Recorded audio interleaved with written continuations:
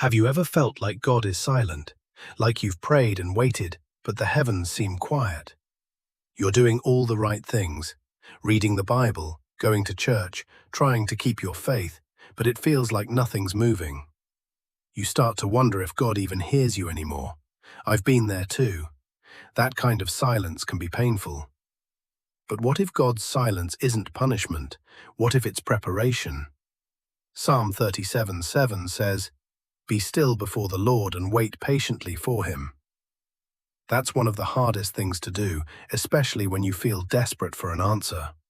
We live in a world that runs on instant results, fast food, instant downloads, same-day delivery. But God doesn't work on our schedule. His timing is perfect, and sometimes he asks us to slow down long enough to learn something we couldn't learn any other way.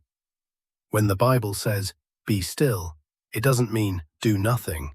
It means to quiet your soul and release control.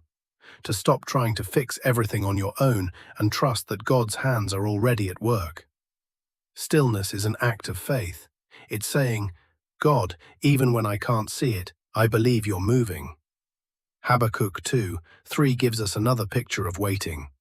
"For the vision is yet for an appointed time, though it linger, wait for it. It will certainly come and will not delay."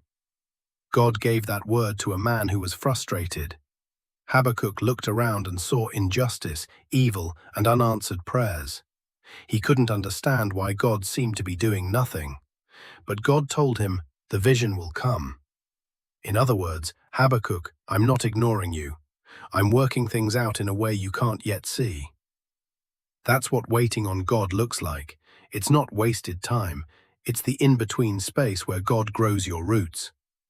Think about a seed planted in the soil.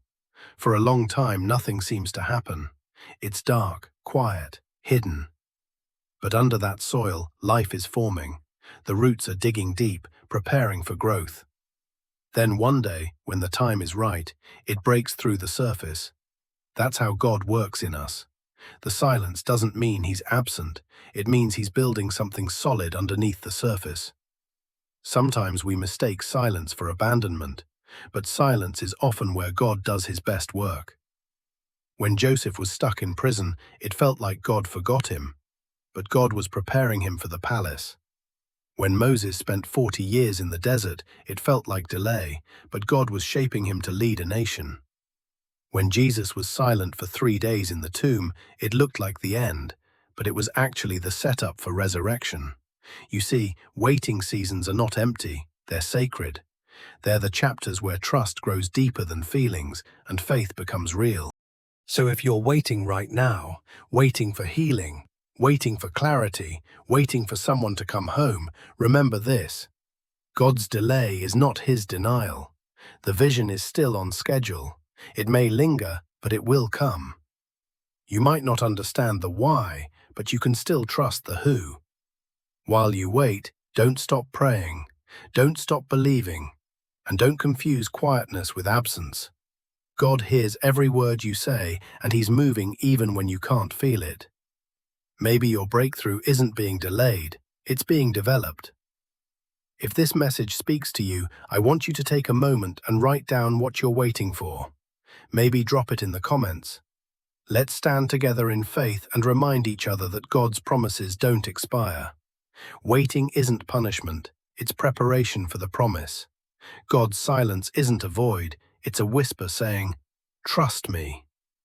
He's still writing your story, and every page has purpose. Be still before the Lord. Wait patiently for him. Your appointed time is coming.